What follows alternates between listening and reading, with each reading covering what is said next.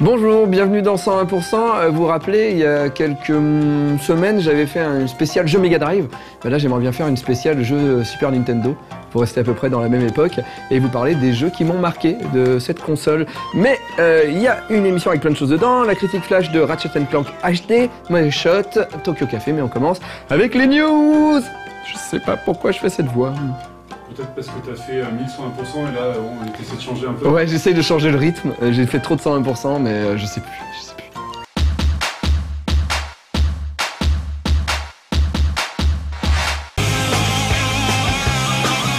On est juste devant l'Orpheum Theater pour la conférence Electronic Arts. Là, on s'apprête à rentrer. On a fait la queue pendant un petit paquet de temps. Comme vous avez pu le voir, il y a beaucoup de monde. On en a discuté avec Médoc, avec l'équipe juste avant pour voir ce qu'on attendait un petit peu de cette conférence. Ouais. On attend éventuellement, pourquoi pas, du Mirror's Edge 2, ça ferait plaisir, mais là on fantasme. Hein. Ouais. On attend pourquoi pas un Burnout également. Ce qui est sûr, c'est qu'on aura pas mal de choses. On aura du SimCity, ouais. On aura toute la gamme sport, on imagine. Medal of Honor, Warfighter. Medal of Honor, évidemment. On aura du SimCity, on l'a déjà dit. Pourquoi pas des trucs BioWare, du Command & Conquer. Tout à fait, ouais. Donc ça peut être sympa. En tout cas, ça fait partie des conférences pour le coup que j'attends. Et toi, tu attends. Ouais. Moi, moins. Donc on va voir ce que ça donne.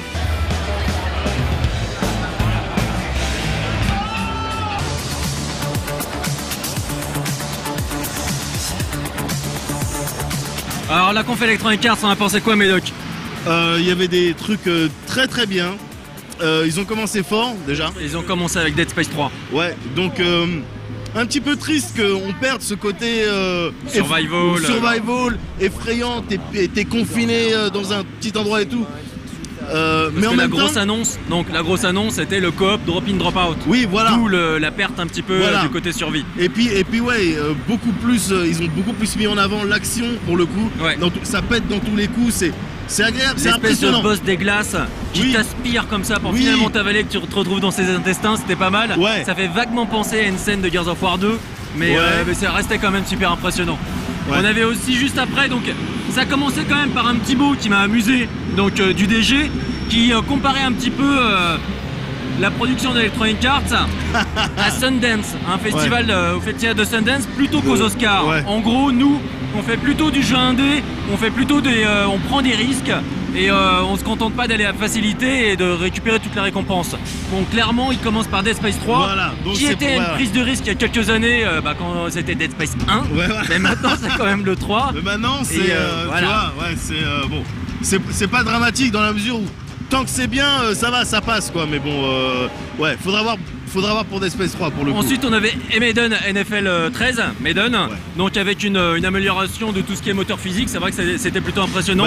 Ils appellent ça l'Infinity Engine. Ouais, non, l'Infinity Engine, c'est le même que pour les FIFA en fait.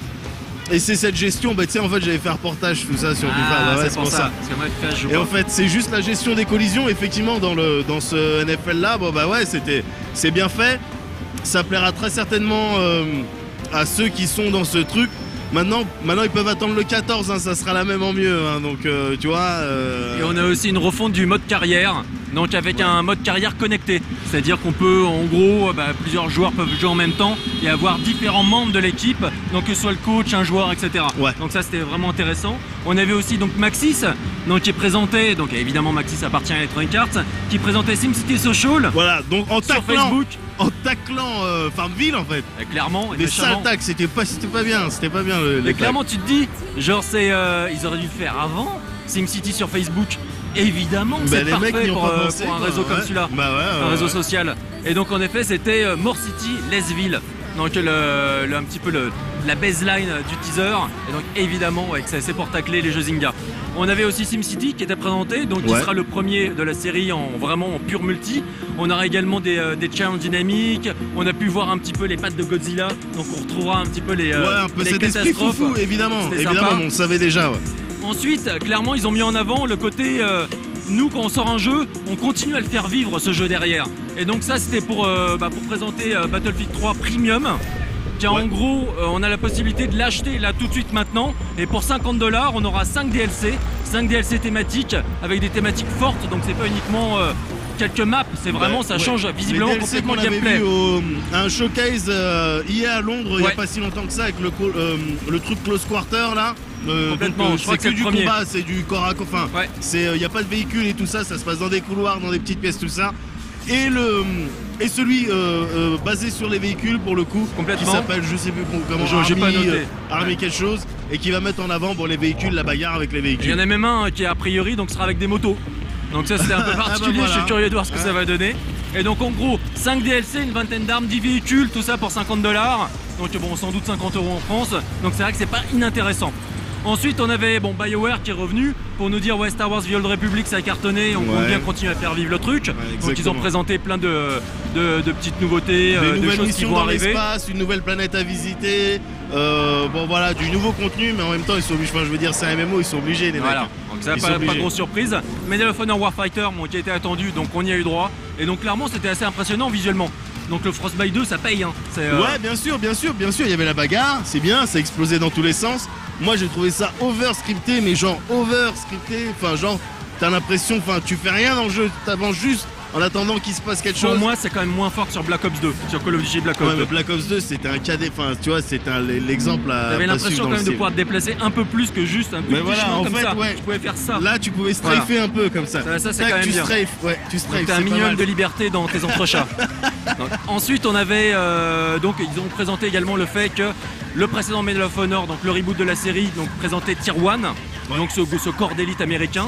Et donc en gros ils vont aller chercher des corps d'élite comme ça un peu partout à travers le monde. Et en multi on pourra choisir son camp. Donc on pourra faire Tier 1, on pourra faire SAS, on pourra faire machin, etc.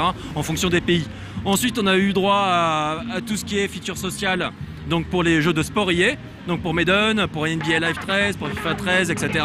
Donc on pourra faire plein de clubs, on pourra utiliser ses tablettes tactiles et ses smartphones pour échanger des données, normal, plein de choses. Donc ça pas une grosse surprise non plus. On a eu droit juste après, comme à la grosse annonce, donc EA Sports a signé donc avec l'UFC. Oui, alors ouais, et à l'occasion ils ont fait venir le chef de la ligue de l'UFC, et donc il avait l'air super enthousiaste. Donc c'est bien, on espère qu'il y aura le savoir-faire de EA Sports qui sera mis là-dedans. Tu te dis clairement, après avoir kické sérieusement dans les burnes Konami, genre donc PES ça va être de plus en plus difficile, FIFA s'est installé, maintenant c'est THQ sévèrement. Qui vont tacler, donc voilà, THQ donc a perdu la licence, maintenant c'est EA qui s'en charge, donc on espère que ça va fonctionner pour eux, qu'on aura un bon jeu avec, parce qu'évidemment là c'était vraiment qu'une annonce, genre on a signé pour 5 ans, le jeu on n'a rien vu. Et juste après on a eu droit à Criterion qui est venu présenter non pas Burnout comme on l'espérait, mais ça y ressemble fortement, ça ressemble beaucoup à Burnout Paradise. Donc en gros c'est Need for Speed Most Wanted, et donc il y a un open world. Donc avec la possibilité donc, de se balader un peu comme on veut partout, et un autologue seconde génération, donc avec en gros toutes les portions de route, tous les sauts, etc. On saura exactement ce que nos amis ont fait. Et donc on pourra essayer de battre des mini-temps dans tous les sens. Et donc ça se présentait plutôt bien. Moi un truc qui m'avait un peu choqué, c'est les espèces de fondus au noir au moment où tu as des ralentis sur un crash et que tu reprends le gameplay. Ouais, mais en même temps ils sont obligés parce que quand tu fais ton takedown, moi j'ai trouvé ça très très sympa les takedowns. Depuis Burnout Takedown, j'aime bien, tu vois. Mais après effectivement comment tu fais pour revenir dans l'action alors que tu étais à fond à l'heure sur la route? Je sais pas, bon ils ont trouvé ce moyen là, c'est peut-être un peu cheap. J'imagine. Je trouve c'est un peu cheap, peut-être que ce sera retravaillé. Et ensuite ça s'est conclu avec une grosse démo live de Crysis 3. Donc que moi j'ai trouvé impressionnant. On espérait Mirror's Edge 2, on n'y a pas eu droit. Mais par contre Crysis 3 implémente ce petit côté physique sur un personnage en vue subjective. On voyait par exemple la possibilité de grimper sur des éléments de décor, et également de s'accrocher en sautant dans les airs, de s'accrocher sur quelque chose. Alors après donc, voir si c'était pas scripté. Bon, c'est la question. Mais sinon visuellement il était évidemment en place. Le jeu était évidemment en place. Donc très bien, c'est bien, ils font des jolis FPS. Maintenant il faut voir s'ils font des FPS agréables à jouer quoi. Exactement. Donc une bonne conférence, sans réelle surprise, mais quand même avec des jeux intéressants qu'on attend.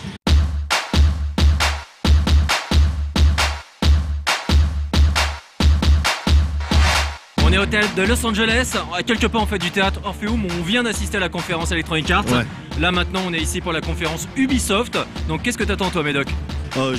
J'attends qu'ils nous montrent de l'Assassin's Creed 3, même si on en a vu beaucoup, ça fait toujours plaisir d'en voir un peu plus. Il est clair qu'on va avoir beaucoup plus du prochain Splinter Cell qui nous a été présenté lors de la conférence Microsoft. On devrait en apprendre un peu plus sur Rayman Legends qui avait leaké sur internet avec une petite vidéo qui mettait en avant les fonctionnalités de la Wii U. Donc on attend vraiment pas mal de choses. On aurait peut-être éventuellement également une surprise, une annonce, quoi, quelque chose de déconcertant, quelque chose d'inattendu. La première surprise de l'E3 en fait, un petit peu, ce serait agréable d'en avoir une.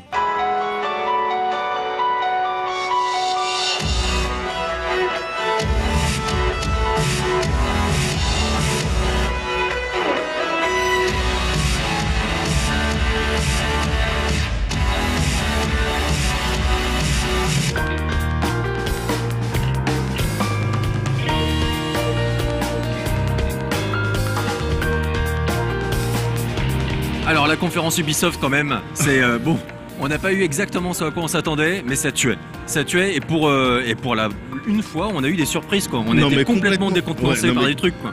Carrément, enfin je veux dire, j'étais venu pour ça, moi pour les surprises, et là on s'est fait défoncer la gueule d'un point de vue visuel, mais même au niveau des concepts qu'ils nous ont montrés.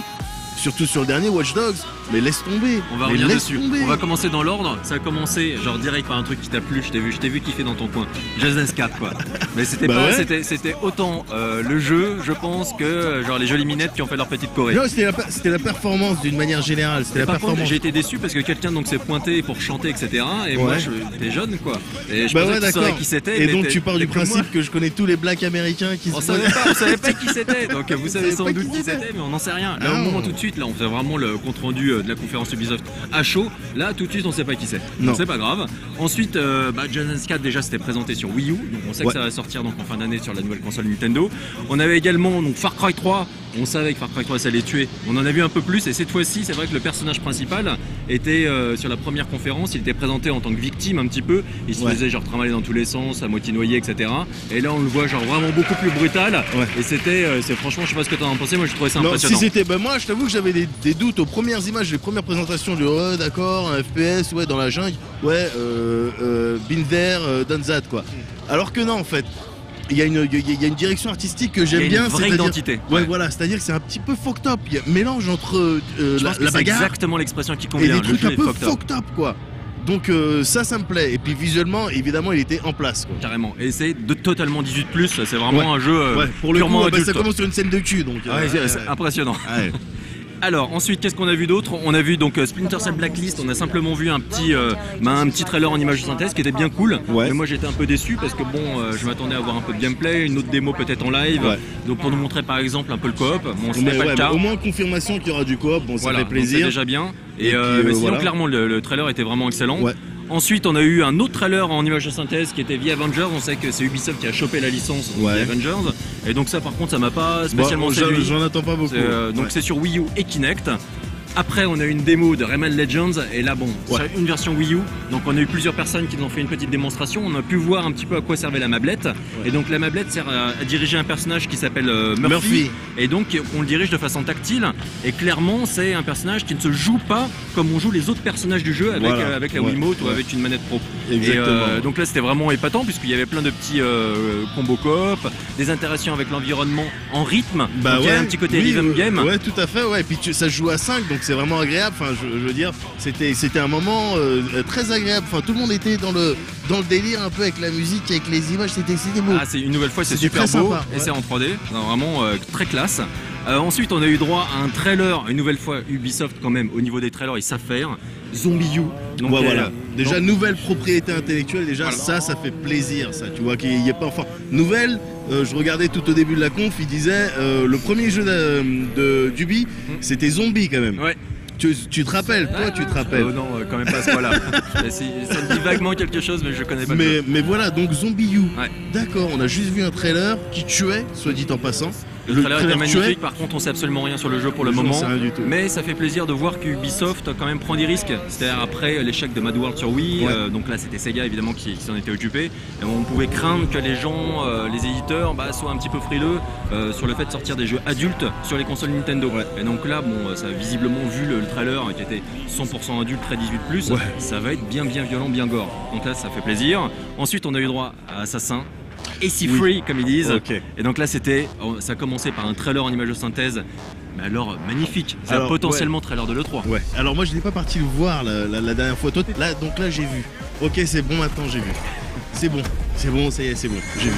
Et donc ouais, mais vendu, mais deux fois vendu. Il y a un truc qui m'a scotché, c'est vraiment les animations. Quand tu vois les pas dans la neige, donc en fonction visiblement de la hauteur de la neige, il marche différemment. Et ensuite, quand il grimpe sur les arbres, j'adore ce petit mouvement. Lorsqu'il est sur une sorte entre deux grosses branches de tronc, il passe comme ça. C'est vraiment, c'est super classe une nouvelle fois.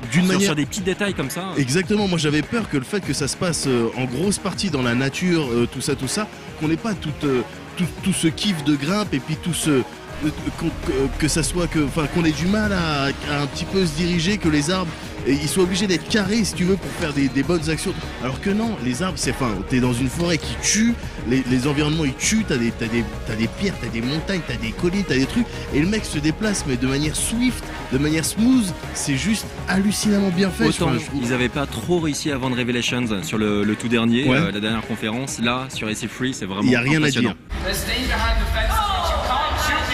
Ensuite on sait qu'Ubisoft, donc ils avaient plusieurs volontés, donc clairement c'est de présenter des univers genre un petit peu différents, d'avoir des licences fortes, et ils prennent des risques sur les nouvelles IP, et également ils essayent de toucher maintenant la scène du e-sport, et donc pour ça ils ont racheté le studio Nadeo il y a quelques temps, et ils vont sortir la Shootmania, et donc Shootmania on a eu le droit à une présentation, un petit match en live entre deux équipes, donc c'était 3 contre 3.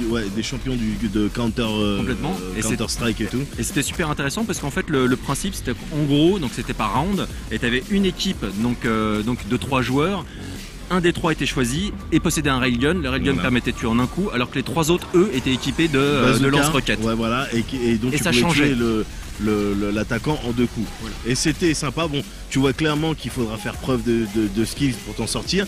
Mais ça peut être très Quake, c'est très Quake, mais avec des modes réellement intéressants a priori. Donc ça c'était très bien. Ça peut être très sympa. Ouais. Et ensuite ça a été la grosse claque quoi. Ah ouais non, la claque dans la gueule, ma gueule elle était. On se demandait mais qu'est-ce que c'est. Ça a commencé par un trailer genre super long, super bizarre, super concept, qui présentait un petit peu l'univers. Mais intelligent, qui disait des choses intelligentes. Tout le monde est connecté, on a tous une ombre digitale, etc. T'es là genre mais qu'est-ce que ça va être, qu'est-ce qui se passe, genre c'est un truc en réalité augmentée. Ouais, c'est un jeu stratégie.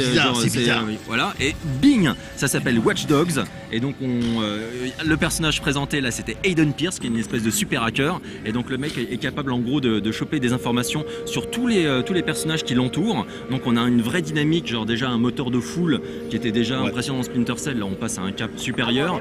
Tout le trailer, toute la démo a priori live qui a été faite, donc sans doute sur un PC super boosté, se déroulait à Chicago. Moi Chicago c'est une ville, j'ai eu l'occasion d'y aller, et clairement c'était très impressionnant, on reconnaissait vraiment plein de choses. Et alors le statement de base, et qui est vrai, c'est qu'on est connecté dans tous les sens, et que finalement si on arrive à hacker des choses, on peut avoir tout un tas de data sur toi, tout un tas d'informations. Et il partait de ce principe en fait pour identifier des cibles, pour faire on sait pas quel est son but.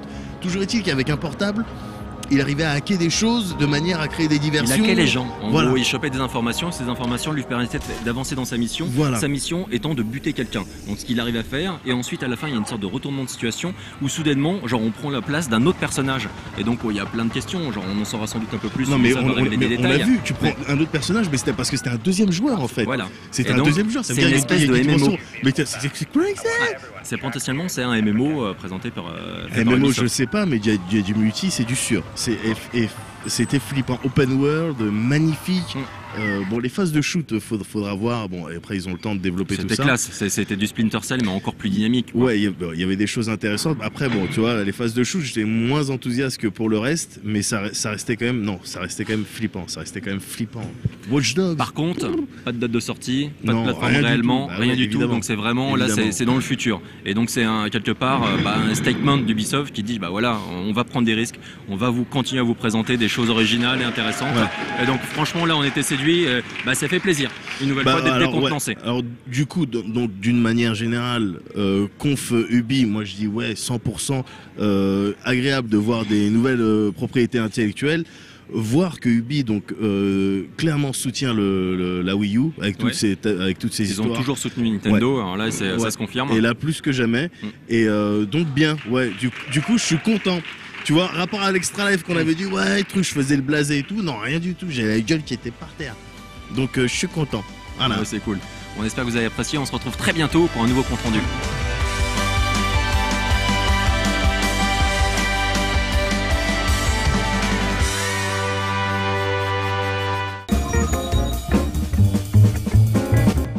Est-ce que tu nous feras une prémonition de Retro Magic de dans 2 semaines? Ah, est-ce que je vais... ah, je sais pas si je vais avoir une prémonition de Retro Magic. C'est vrai que la dernière fois, j'avais réussi. Là, bah, à mon avis, de toute façon, il y en a déjà eu des Retro Magic dessus, puisque pour moi, le top du top, et à mon avis pour plein de gens quand même, bah, c'est le Zelda, Link to the Past, et le Super Mario World, qui étaient quand même 2 jeux assez hallucinants. Déjà, le Super Mario World était vendu avec la console, et moi, je me souviens, je l'ai eu pour mon anniversaire, j'ai branché la console à 16h, je crois, quand on me l'a offert. Et je crois qu'à 3h du matin, j'étais toujours dans le jeu. Et j'avais une sensation d'être dans l'univers de Mario. C'était beau quand je suis rentré dans les caves, j'entendais les sons de la grotte, il y avait de l'écho et tout. Et vraiment, mais ce Mario, mais il m'a grave marqué. Et alors après, Link to the Past, mais ouais, c'était... Après avoir joué Link to the Past, les Zelda, ils sont sur Nintendo, ils m'ont quoi. Je jouerai à tous les Zelda qui vont sortir. J'ai joué à tous les Zelda, j'ai fait même ceux d'avant, à part le Zelda 2 qui est infinissable, qui est pas possible. Je sais pas ce qu'ils ont fait avec ce Zelda 2, mais bon, ça m'a marqué à vie parce que j'ai vécu une aventure hallucinante, parce que je dormais, je rêvais au labyrinthe. Le lendemain, je me disais ah oui, je vais faire comme ça. Pour moi, c'est la découverte du RPG en fait via Zelda. J'avais jamais joué à des jeux style RPG. Vraiment, ça a marqué mon adolescence. Vraiment. On regarde la critique du jeu Ratchet & Clank HD.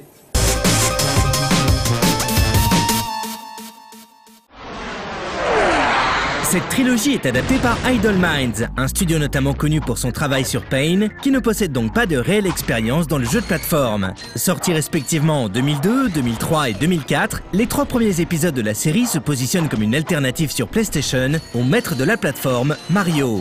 Les Ratchet & Clank peuvent également difficilement être dissociés d'une autre saga sortie récemment en HD Collection, celle des Jak & Daxter.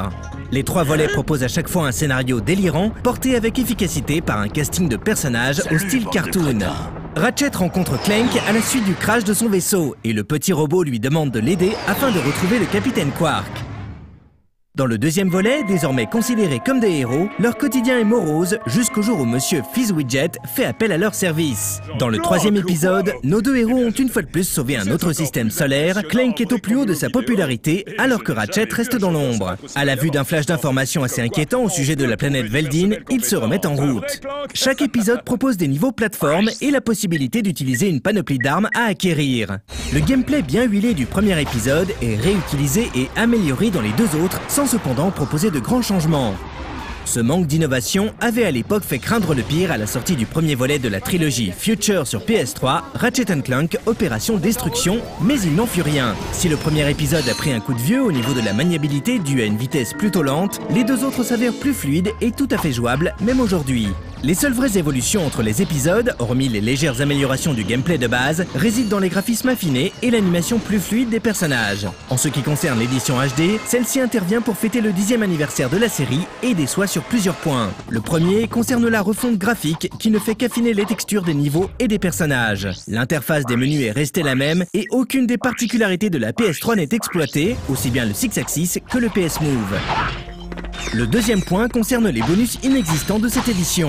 Le troisième, et non des moindres, concerne les cinématiques. Elles sont toutes en 4/3 alors que les jeux tournent en 16/9. Malgré ses défauts, la trilogie propose des aspects positifs, dont les jeux disponibles en 1080p, un système de trophées pour chacun des 3 jeux, ainsi qu'un support de la 3D stéréoscopique pour les joueurs équipés en conséquence. Mais surtout, Insomniac Games a eu l'excellente idée de réintégrer le mode online multijoueur, disponible dans le 3e opus de Ratchet & Clank, Up Your Arsenal. Ce mode de jeu avait connu un certain engouement sur PS2 et il est certain qu'il en sera de même sur PS3, celle-ci proposant un service en ligne plus élaboré.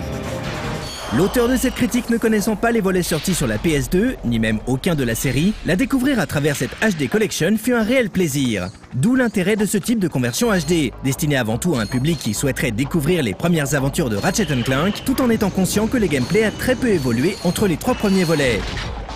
On conseillera donc aux joueurs qui ne connaissent pas du tout la saga d'acquérir de préférence A Crack in Time, l'excellent et tout dernier volet sorti sur PlayStation 3 que l'on peut aujourd'hui trouver à petit prix. Sa critique est d'ailleurs visible sur No Life Online. Enfin, il faut savoir que la compile HD sortira avec un peu de retard aux États-Unis en raison d'une surprise que les développeurs réservent spécifiquement à cette version.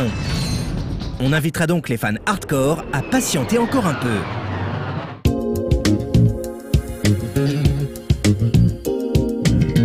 Donc, revenons sur les jeux Super Nintendo, et il y avait un autre jeu. Bon, j'en ai déjà parlé dans la soirée Street Fighter, mais c'est vrai que Street Fighter 2, la première console qu'il a fait tourner, bah, c'est la Super Nintendo. Moi, j'avais acheté la cartouche, je voulais l'avoir avant tout le monde. Je l'ai eu 2 jours avant tout le monde, elle m'avait coûté 700 francs. 700 francs. C'est le jeu le plus cher. C'est mon premier jeu aussi cher. Après, on l'a acheté peut-être des plus chers quand j'ai eu des Neo Geo et tout ça. Mais là, 700 francs le jeu, quoi. Ça fait combien en euros? Je sais pas en euros combien ça fait. Mais en tout cas, ce Street Fighter, mais on y a joué, mais on y a tellement joué. Mais il était tellement lent. Tellement lent. En fait, Super Street Fighter, qui est arrivé peu de temps après, était beaucoup plus jouable, était le jeu fini. Mais le Street Fighter, là, voir tourner dans son salon Street Fighter, vous pouvez pas imaginer ce que c'était, quoi. C'était 100 euros. 100 euros. 100 euros. À l'époque, c'était... Il peut y en sortir 200 aujourd'hui, je pense. Mais ouais. À l'époque, en plus, on y jouait que sur les bornes. Ouais, à l'époque, ouais, c'est comme si j'avais payé 200 euros le jeu, ouais, aujourd'hui. Et il y a un autre jeu qui est sorti, qu'on attendait tous, qui s'appelait Dragon Ball. Ce jeu, c'était une bouillie de pixels. C'est-à-dire que les personnages, je pense au robot du ruban rouge, tu savais que c'était eux parce que tu regardais les dessins animés tout le temps. Sinon, tu pouvais pas savoir ce que c'était. Le jeu, il était mal fait, il était pas très jouable. Et ben, avec mes potes, mais on y a joué 3 à 4 mois d'affilée à y jouer. L'histoire, c'était la même. C'était le même scénario. Et les personnages, on les jouait au bon moment et tout ça, machin. C'était moche, c'était pas bien. Et c'était, un hit, quoi. On y a joué, mais vraiment, vraiment très longtemps, quoi. Heureusement, après, à un moment, ils ont sorti le 2, qui était, je pense, un des meilleurs de la saga, quoi. Mais alors le 1, qu'est-ce qu'il était merdique. Bienvenue dans ce nouveau numéro de Money Shot.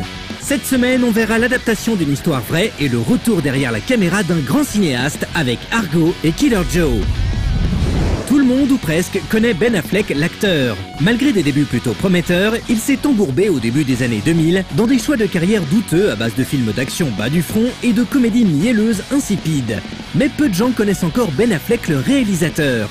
Et pourtant, il a débuté sa carrière de metteur en scène par un grand coup avec le bouleversant Gone Baby Gone. 3 ans plus tard, il revenait avec The Town, un film de braqueur dans la lignée de Heat, qui, bien que n'étant pas à la hauteur du chef-d'œuvre de Michael Mann, s'avérait maîtrisé et très efficace. Pour son prochain long métrage en tant que réalisateur, Ben Affleck adapte sur grand écran des événements réels basés sur des documents de la CIA qui ont été récemment déclassifiés. L'histoire se déroule pendant la révolte iranienne à la fin des années 70, où 52 Américains ont été pris en otage par des révolutionnaires dans l'ambassade américaine. Au milieu de ce chaos, 6 Américains ont réussi à s'enfuir et à se réfugier au domicile de l'ambassadeur du Canada à Téhéran. Sachant qu'ils sont en grand danger, Tony Mendes, un spécialiste de l'exfiltration de la CIA, échafaude un plan farfelu pour les sauver. En effet, pour s'infiltrer en Iran, lui et son équipe vont se faire passer pour une équipe de cinéma qui vient faire des repérages pour un film de science-fiction appelé Argo. Si Ben Affleck est derrière la caméra, il sera aussi devant, aux côtés de John Goodman, Bryan Cranston, Kyle Chandler, Cléa Duvall et Victor Garber. Avec une histoire vraie absolument incroyable, son casting de choc et cette première bande-annonce, Argo a de quoi titiller notre curiosité. Et si Ben Affleck, réalisateur, continue sur sa lancée, d'un point de vue qualitatif, son nouveau film pourrait être la bonne surprise de la rentrée, le film sortant le 12 septembre 2012. Actions of Iran have shocked the civilized world.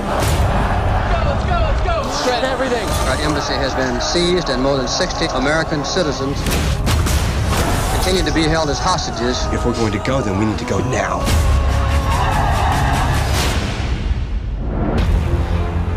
What happened? 6 of the hostages went out a back exit. Where are they? The Canadian ambassador's house. We got Revolutionary Guards going door to door. These people die. They die badly. White House? Who wants the 6 of them out? What we like for this are bicycles. Deliver the 6 bikes, provide them with maps. Or you could just send in training wheels and meet them at the border with Gatorade. It's gonna take a miracle to get them out. Buddy man, what are we watching? I got an idea. They're a Canadian film crew for a science fiction movie. I fly into Tehran. We all fly out together as a film crew. I need you to help me make a fake movie. So you want to come to Hollywood and act like a big shot without actually doing anything? Yeah. You'll fit right in. You need a script? Argo, science fantasy adventure. Moonscape, Mars, desert. They need an exotic location to shoot.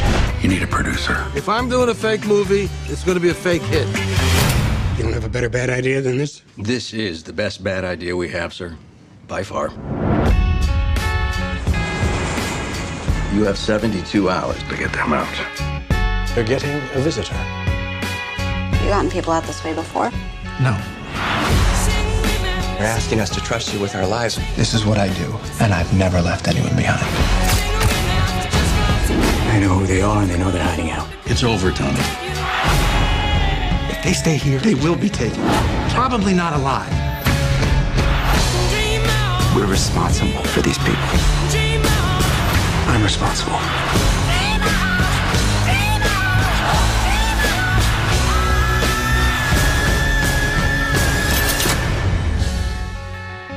You really believe your little story is going to make a difference when there's a gun to our heads? I think my little story is the only thing between you and a gun to your head. Cela faisait un moment qu'on n'avait plus entendu parler de William Friedkin, ce réalisateur culte des années 70-80, ayant offert quelques pièces maîtresses du 7e art, telles que L'Exorciste, French Connection, Cruising ou Police fédérale Los Angeles, s'était fait discret dans les années 90-2000 avec des films plus mineurs. Pourtant, il revint en force en 2007 avec le génial Bug, qui était l'adaptation d'une pièce de théâtre écrite par Tracy Letts, qui signe aussi le scénario de ce film décortiquant les mécaniques de la paranoïa et de la façon dont celle-ci peut être contagieuse. Pour son prochain long métrage, Friedkin refait équipe avec Tracy Letts pour une nouvelle adaptation de l'une de ses pièces de théâtre avec Killer Joe. L'histoire se déroule à Dallas où Chris, un jeune dealer fauché, se retrouve dans l'embarras lorsqu'il doit trouver $6 000 pour sauver sa peau. Désespéré, il se tourne alors vers Killer Joe, un détective qui fait aussi le tueur à gages durant son temps libre. La mission de Joe sera d'assassiner la mère de Chris, dont l'assurance vie s'élève à $50 000. Le problème est que Joe n'accepte les contrats que s'il est payé en avance, ce qui est impossible pour les modestes moyens de Chris. Cependant, Joe accepte à condition que Dottie, la petite sœur de Chris, serve de garantie sexuelle. Entre Dottie et Joe se nouera une relation plus que malsaine et ambiguë. Côté cast, on retrouvera Emile Hirsch, Matthew McConaughey, Thomas Haden Church, Juno Temple et Gina Gershon. On espère que William Friedkin nous proposera avec Killer Joe un film aussi puissant qu'a pu l'être Bug il y a 5 ans. En tout cas, la bande-annonce promet un film à l'ambiance lourde et des relations entre les personnages malsaines, digne d'un Cruising. Killer Joe sortira le 29 août 2012. I need $6,000 or some guys are gonna kill me. Better get out of town, quick! You ever hear of Joe Cooper? He's a cop, a detective actually. Got a little business on the side. What'd you do? He kills people. Mom's got a $50,000 life insurance policy. Killer Joe's a professional. He'll do this right. This murder we're talking about. I ain't agreed to nothing. I heard y'all talking about killing Mama. I think it's a good idea. Well, there you go. My payment is $25,000 in cash, no exceptions. That's not our problem. And what is your problem? We have a problem with the advance. No exceptions. Conversation is finished. Of course, we never discussed the possibility of a retainer. What do you mean? Hey, man, you talking about my sister? Is that who she is? Gotta tell her. She'll figure it out. You're liable to blow this whole thing real good. Who you into for this money? What'd he say he'd do to you if you don't pay him? I'm gonna wrap you up in electrician tape and bury you in a coffin about 10 feet deep. And if I tell you the deal's off? You'll never see me again. Do it. Tuna casserole. May I serve? How are you gonna kill my mama? That's not appropriate dinner conversation, Donnie.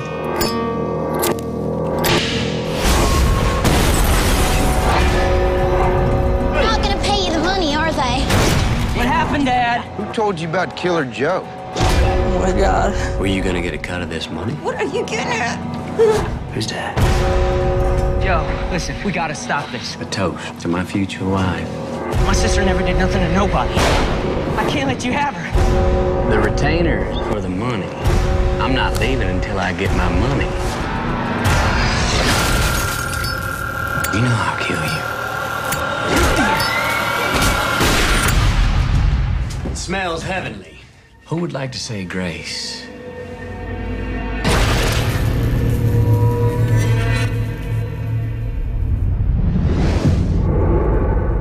Pour finir, un second trailer tout aussi alléchant que le premier de Blanche-Neige et le Chasseur pour rappeler la sortie du film de Rupert Sanders mercredi prochain.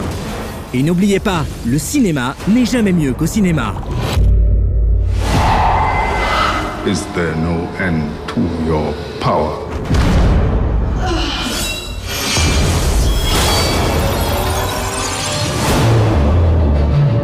Mirror, mirror on the wall, who is fairest of them all?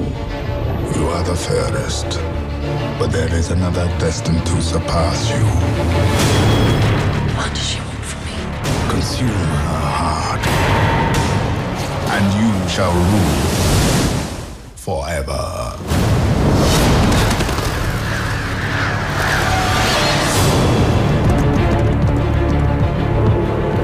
Find me someone who doesn't fear the dark forest to hunt her down.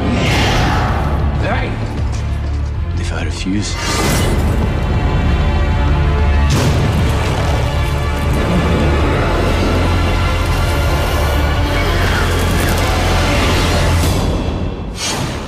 Who are you? Why is the queen wants you dead? You should know you're the one hunting me!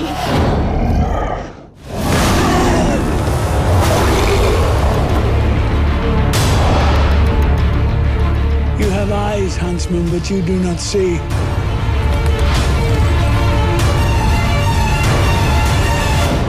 She is destined to end the darkness.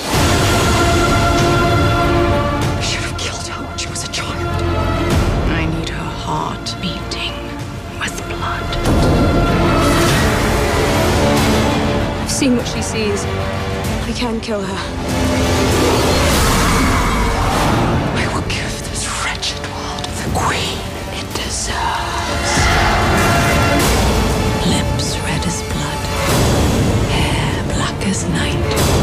Bring me your heart, my dear, dear Snow White.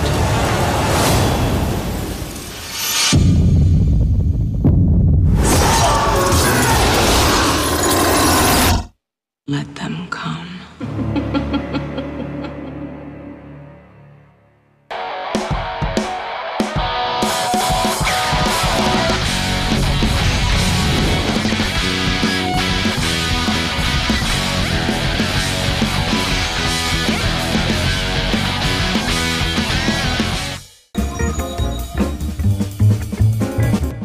C'était Money Shot. On revient sur les jeux de Super Nintendo que j'ai beaucoup aimé. Voilà, c'est les derniers là. Alors, il y a Mega Man X. Moi, déjà, ce qui me faisait rêver quand j'étais petit, quand j'allais au supermarché, c'est qu'il y avait Mega Man qui tournait sur la NES. Et je trouvais ça génial de pouvoir choisir le boss qu'on allait affronter. Que les niveaux, en fait, on pouvait choisir son niveau de départ. Je trouvais ça hallucinant. Et Mega Man X est sorti sur la Super Nintendo et c'est le deuxième Mega Man que j'ai fait parce que en fait j'avais pas eu la NES et je l'avais eu celui sur Game Boy, j'avais eu le Mega Man sur Game Boy, Rockman, qui était très dur, mais j'avais réussi à aller voir Dr. Wily, je crois que j'avais pas fini mais j'avais vu Dr. Wily. Et là j'ai eu Mega Man X et alors là changement et tout ça machin et les recherches des parties de l'armure, j'avais l'impression de jouer au Chevalier du Zodiac. Et vraiment ce Mega Man X, je l'ai fait dans tous les sens et j'ai vraiment kiffé. Mais pour moi, bon, je vous épargne Bomberman qui était le jeu avec lequel mes potes ont joué énormément avec la Super Nintendo, mais le jeu qui m'a marqué, c'est Rock'n'Roll Racing. En fait, il n'est pas si connu que ça, mais c'était un jeu qui reprenait les standards du rock, ils avaient eu les licences, et en MIDI, ils te mettaient la musique des Blues Brothers en MIDI, et tu jouais avec des bagnoles, et tu pouvais tirer sur tes potes et tout ça, machin, avec des missiles et tout ça. On pouvait jouer à 4 simultanément, je crois. Et c'était un jeu auquel on jouait grave. Et en plus, il y avait la musique et tout ça, machin. Et chaque fois qu'on l'entendait, on disait, ah ouais, trop bien. Et on aurait pu baisser le son et mettre vraiment la musique, qui aurait été pas en MIDI, qui aurait été mieux, mais on l'a jamais fait. On écoutait cette musique-là, on disait, oh, trop bien, trop bien. Oh, il y a du rock et tout. Et ouais, vraiment, Rock'n'Roll Racing, si vous avez jamais testé, essayez, trouvez un émulateur, testez-le. Pas du tout. Pas du tout. Pas du tout. Non, achetez la cartouche et la vieille console. Voilà. On regarde Tokyo Café.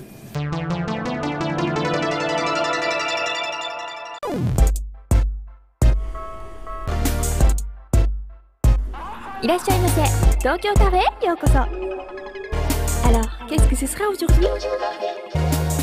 Salut tout le monde, c'est Suzuka. 私今日はなんと見てください。おしゃれパーティーに来ています。どこにもギークがいない。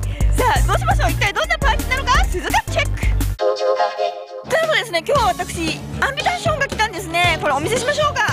じゃじゃん、連続クイズホールドオントゥルモンドブプロントサプラスということでですね、これはフランスのクイズ番組がなんと日本でも放送されることになったそうなんです。今日はそのパーティーです。Bonsoir.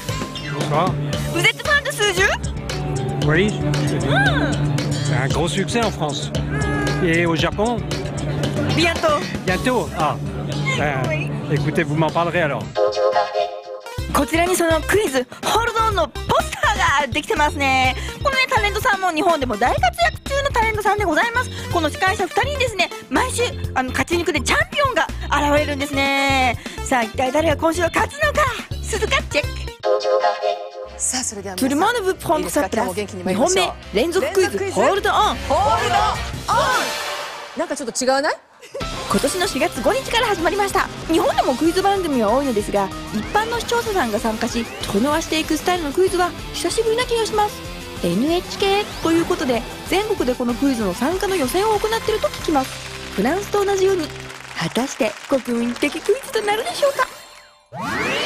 私気づいたんですけれども、チャンピオンのシエーズフランスと日本と少しだけデザインが違うみたいですよ。あ、歌ってますよ、クミソロさんが。鈴鹿もノリノリで。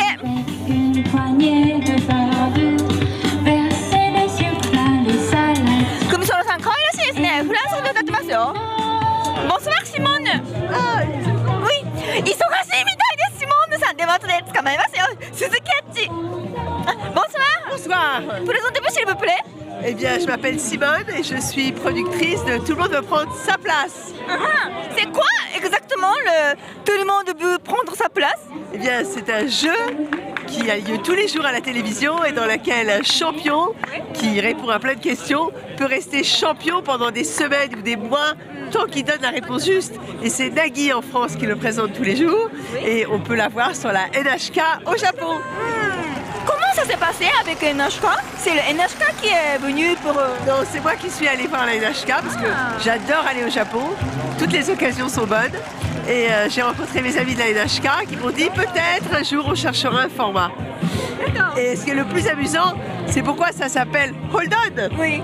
Parce qu'en France, ça s'appelle Tout le monde veut prendre sa place. En anglais, nous, on l'avait appelé Hold On to your seat. Oui. Et alors, les Japonais ont dit comment on doit l'appeler. Je dis, proposez-nous la traduction. Et finalement, ils l'appellent Hold On. Comme ça fait étranger. Ça fait pas français. Et ça veut pas... D'une certaine façon, ça veut rien dire. Mais ils le prononcent. Vous pouvez le faire, vous. Hold On. Hold On. シモンヌさんにマイク奪われちゃいましたけれどもね、私もtout le monde veut ma mic. C'est rare les Japonais qui achètent le jeu français. C'est unique. Oui, c'est vrai que tu n'avais jamais entendu avant. Non, c'est ce que je disais tout à l'heure. À la fois, les Japonais n'achètent pas de format parce que c'est un pays très créatif, il invente lui-même, et aussi parce qu'il ne prend pas des jeux avec des personnes du grand public, mais plutôt avec des talentos japonais. そうですね。さあ楽しみです。日本とフランスのゲーム、一体どっちがどんな風にね人気が出るんでしょうかね。さあということでフランスで初めて日本から買われたこのゲーム、一体どれだけ人気が出るんでしょうか。私もね反対に日本のクイズがフランスに来てみんなに愛されてるとっても嬉しいと思っています。ということでクブネコンブブレ。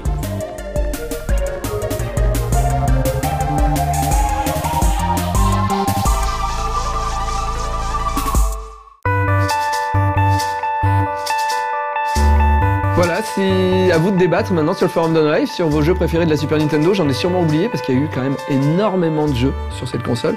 Je vous dis à la semaine prochaine.